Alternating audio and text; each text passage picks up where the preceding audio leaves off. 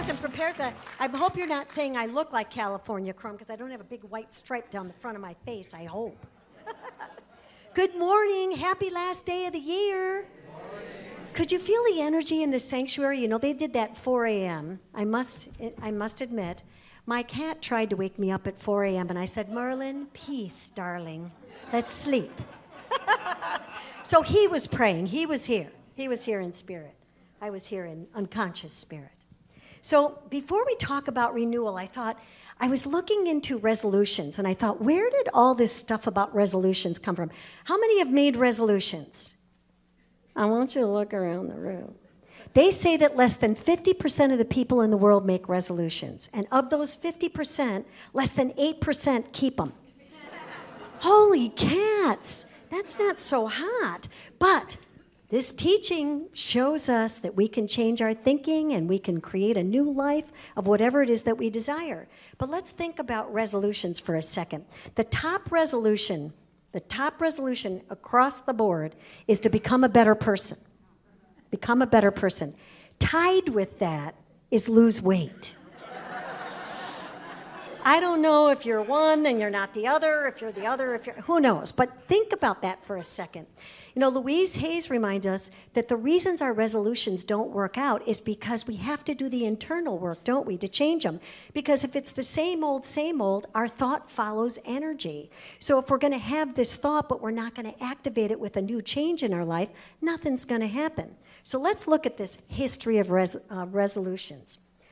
Believe it or not, it started 4,000 years ago with the Babylonians. I'm like, holy cow, who knew this? It actually, the first of the year was considered March because that's when they planted their crops. So they elected a new king every year, and then they planted their crops, and then they made resolutions, and their resolutions were twofold. One was to return all the things that they had borrowed and to pay off their debts. Even 4,000 years ago, they had debt, I guess. So there you go. So fast forward to the Roman Empire in like 46 BC with Julius Caesar. He declares January 1st is the new first day of the year, but he did it in honor of the god Janus. And what's significant about that is the god Janus had two faces, one face that looked towards the past and one face that looked towards the future. And that's where looking back and looking forward and the resolutions kind of all solidified.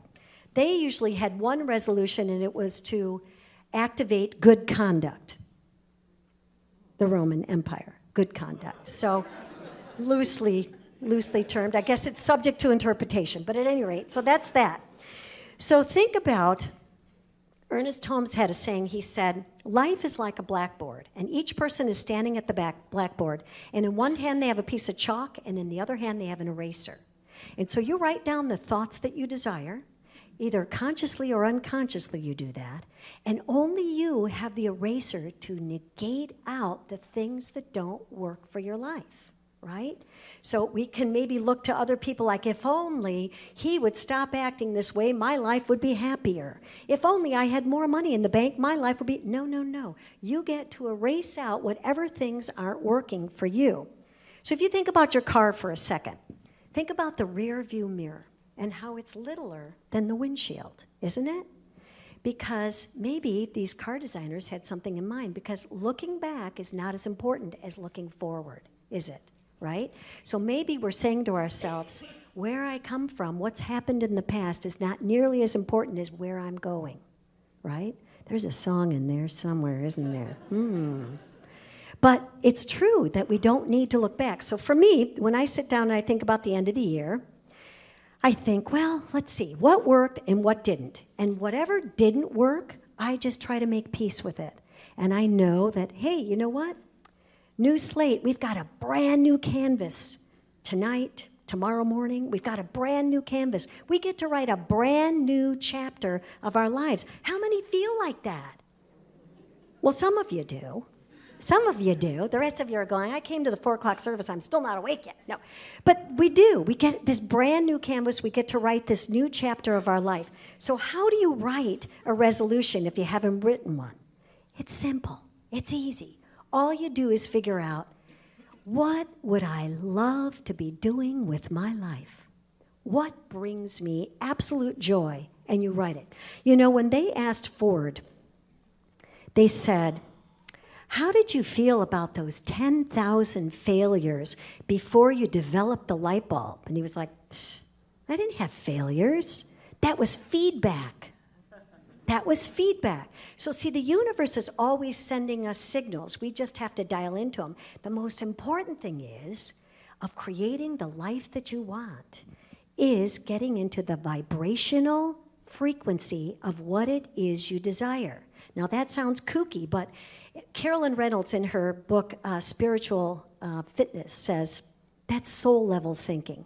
What you think about is, if something's really working for you, it brings you a sense of freedom. If it's not working for you, it makes you exhausted.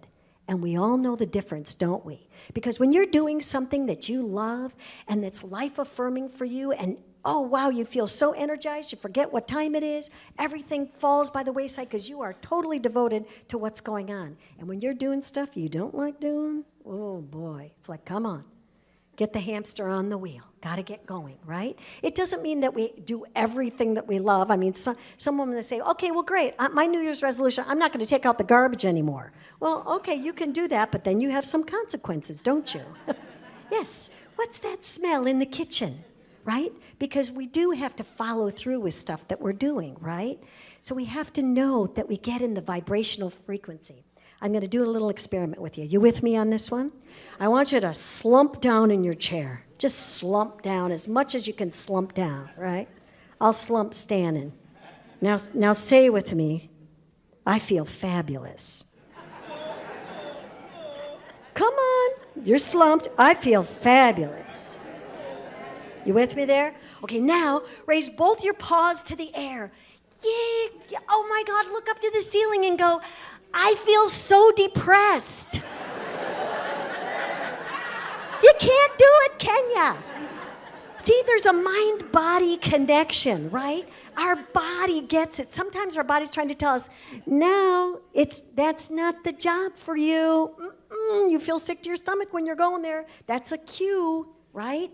So we can't occupy, two opposite emotions can't occupy the same energy at the same time, right? So you can't think a negative thought and be doing something positive, and you can't think a positive thought and be doing something negative. It doesn't work.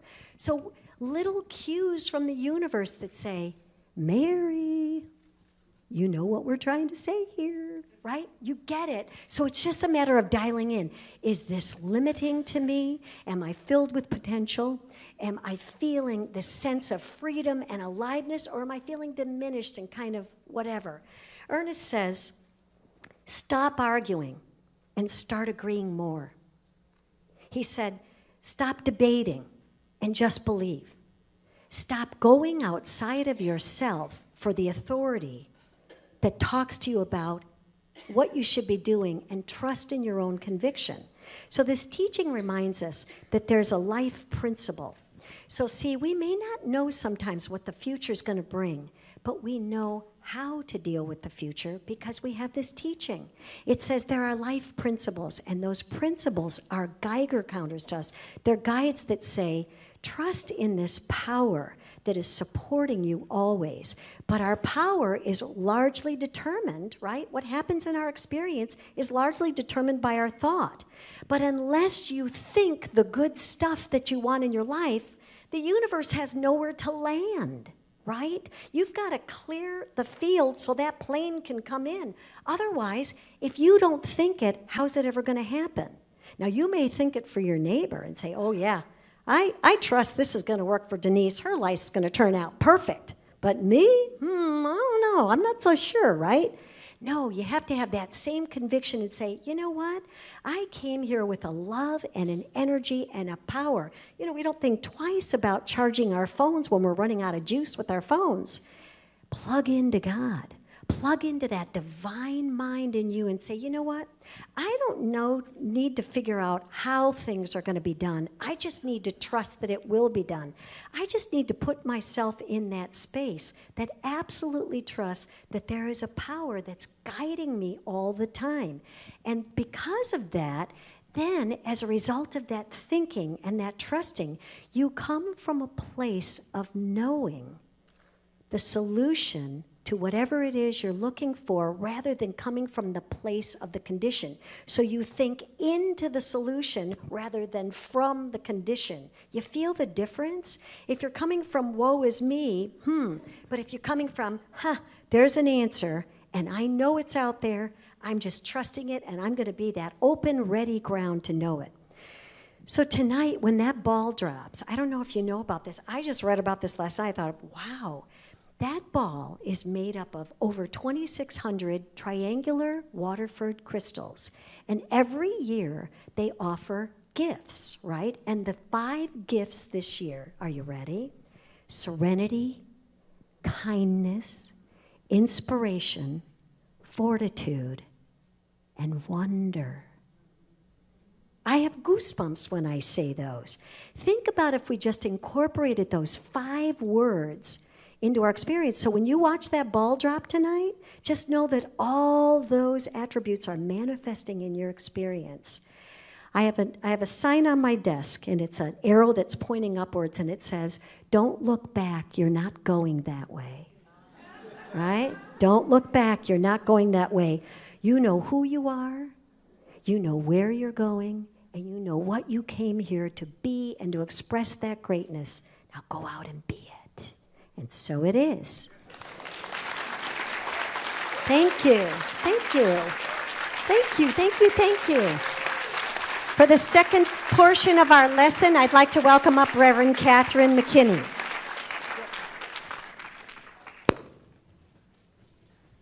Good morning, everyone. When I first looked at the title Renewal that Dr. Moira picked for today's topics, my first thought was that thing that I do when I go to the library and I haven't gotten through reading my book by the due date. And so then I went on, I sort of segued from there and thinking, well, is that kind of like I'm not through with 2017, so I've got to get a renewal so I can start over for 2018. And so neither of those things were as appealing to me as the idea that I settled on, which is a new beginning. 2017 has been a tumultuous year in so many ways. And at some point in this year, I really had to take a step back and recognize that I needed to stop looking at conditions and turn to principle. I took a survey yesterday, and one of the questions was asking me what I thought about New Year's Eve. I had 2 choices. It's a time to celebrate, or it's no big deal. Well, they didn't have the option to say both, and so I decided to opt for celebrating, because I am looking at this year, most especially, as a new year for new beginnings. And so how does that work? How do I turn to principle? Well, one of the things I discovered in thinking about this situation we found ourselves in is that I needed to look at things in a new way. I went to Florida in September, and I was there about, only a few days after Hurricane Irma had blown through. I saw so much destruction. I also saw the trauma on people's faces, and I heard it in their voices. And I remembered that in 2017, there were lots of words that I read, lots of pictures that I saw, and yes, those faces of trauma that wanted me to identify with that stuff. They were calling for limitations. And when I realized that, that's when I took that step back. I am not going to be mired in conditions. I am going to turn to principle and know that Spirit is in charge. The universe is in harmony. And I know that good comes from this. And when I know that, that is exactly what happens. Irvin Seal said that the preponderance of our time should be spent in the consideration of the creative life principles. rather than its results or its effects. We say often in this center that 51% of the time we want to land on that affirmative thinking, the preponderance of time. So how do we do that? It's the dawn of 2017, and how do we turn away from those conditions that we see and focus on principle? There are many things that happen in our lives that invite us really to argue for our limitations. We have accidents. We have criticism. We have things that happen to us in illnesses, and there may be death in our lives. And we can become mired in those, or we can take our mind off the problem and turn back to God, to Spirit. And that is what we're invited to do in order to see how the truth as it really is, in order to identify with that idea that God is all there is, and I am one with Spirit. So as we do that, as we invite ourselves to get into that place, we can recognize that an accident is perhaps not something that we need to mire ourselves in, but look at it as something that we need to learn from. Just as Edison learned from his failures, he chose not to look at them that way. They were opportunities. So we can look at accidents as a message to us to slow down, to pause in our lives. The same thing when we hear things that we seem to argue with our limitations, and we can say, wait, anybody who has a criticism of me, it's just their opinion. And we know what Terry Cole Whitaker said to us about opinions. What you think of me is none of my business. And that is something that we repeat.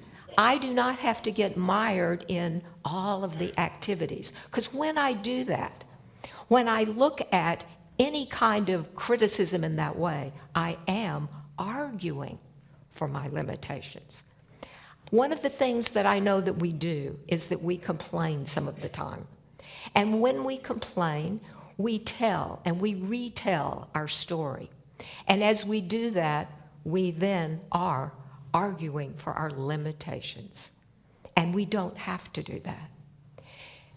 There was a time many years ago when I was saying something about myself, some of which I still say, and it begins with, I say that I don't get sick.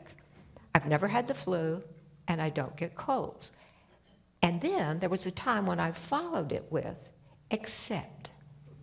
And there were three things that were minor, but happened in a recurring way, and I would say, except. And then one day, I woke up and recognized that I don't have to say that. I don't have to say that. I'm actually supporting those things that I really don't want. So I just stopped. I just stopped. A couple of years later, I realized that I didn't even have one of them anymore. Several more years went by, and the second one was no longer with me. And I don't even remember what the third one was. I stopped supporting it, is all I really did. One of the things that Lynn Grabhorn says is that it only takes 16 seconds of focused thought for us to begin a manifestation. 16 seconds, and that's not very long. And sometimes we spend a lot more time than that arguing for our limitations when we complain, when we criticize, when we're in fear and anxiety. And what are we doing when we do that? Are we creating yet another manifestation? We're not wiping the blackboard clean when we do that. We're writing over it harder and making it harder to erase. Whereas we can step back and remember that I am not my limitations. Now, as we go through life, things happen. Mistakes happen. Things get said. We have disappointments. We may even have losses, but we do not have to suffer along with those losses. We can accept them as they are as opportunities, as learning experiences, or even something that I don't want right now, but I'm moving on through, and not address it as our limitation or something for me to tell and to retell and support. And when we do that, when we rise above, turn away from the problem and turn back to principle, to God, to spirit, to the essence of who we really are, then we rise above those. And whatever else is going on, we can know that I am in charge in the best way. And what a great way to begin the new year. As I think about the idea that I am destined to be a better person, Lynn Grabhorn says that we are portions of the universe. We are a part of God. And we are destined one day to wake up and remember just that. So when I am mired in disappointments, when I'm mired in things that really are conditions and effects, and I find myself looking down, I can look up. Jesus always looked up in times of rising above conditions, looking up to the mountain, but it's looking up to a higher consciousness, looking up to the idea that there is a power for good in the universe and I can use it. So we look up and we say that I am a child of the universe and I am entitled to all of the good that is already here for me. So I invite you to repeat with me. I am a child of the infinite. I am the light. I am the love. I am the joy of spirit. And do you know that when we know this for ourselves and recognize the power that is within us, we truly are making this the day that we are destined to wake up and know who we really are. And it is a new beginning. And I thank you.